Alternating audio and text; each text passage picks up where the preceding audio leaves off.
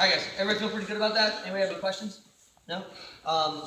If you have any questions like after class about any of these things, just come and grab me. I got one more thing I got to show after this. So I want to just get through this stuff.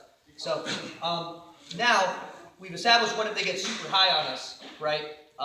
What if now they get super low on us in this Superman mount, right? So just a demo. I just got me in the mount, and he gets this really mean Superman about it. And he's smashing me with his hips right in my belly and the sucks. You're probably usually grabbing your head, right? He's got this pose. And you might try to like bridge. But the thing about the Superman mount is by him elongating my legs, I can't really generate a lot of power for this bridge. Like see how his extension of my legs keeps my legs from getting close to my butt, or my feet getting close to my butt. So if I try to bridge, I don't get a lot of power. So even if I try to, like say you grab my head, even if I try to bridge him where he doesn't have a post, he'll either kick this leg out, right, and kill my post or bridge, or he'll just switch his hands if I make some ground.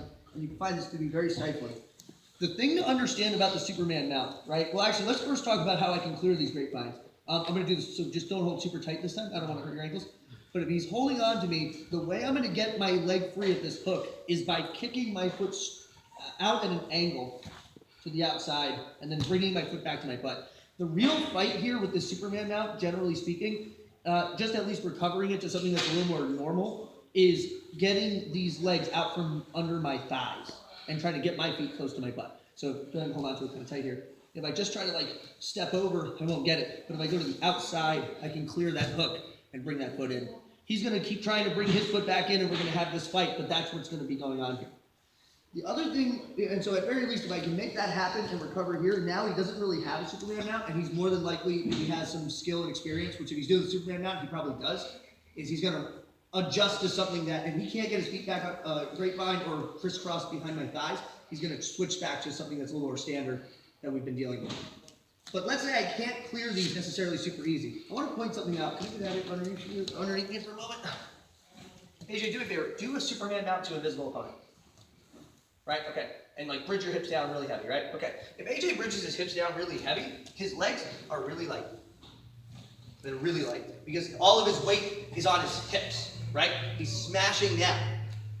So, all I have to do is find a way to exploit the fact that his legs are really light. So if I grab him, so what I tend to like to do here is go ahead and be super mean about this, right? He's smashing me. This is uncomfortable. It's unpleasant. I'm going to grab a pant leg and just gobble up his half guard. At this point, you're basically in your sort of whatever half guard fight you want to have. If you want to push to the underhook side, and all this and start working here, you're cool. If you want to play your lockdown, you're kind of centered enough to do so. But the basic gist is we go back.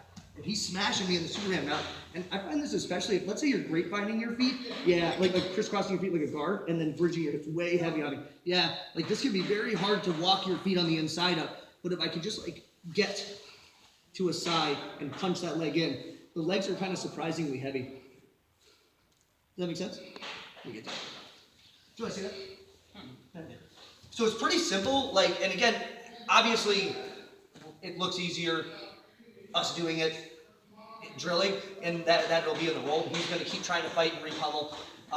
One little nuance that might help if you feel like you can't quite punch that leg between your legs is, I'll do this invisible opponent and then I'll grab you one more time, is if I'm here and he's got me up here like this, remember that like, if he's picking his feet up in the air, he's creating like a thing that I can press off of, a frame I can press off of.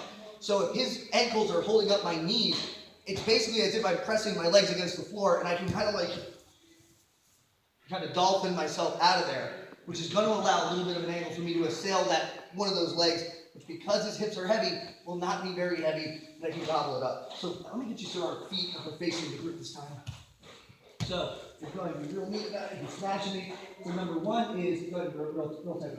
It's like, number one is I'm going to kick to the outside to come in and just recover to something that's a little more standard.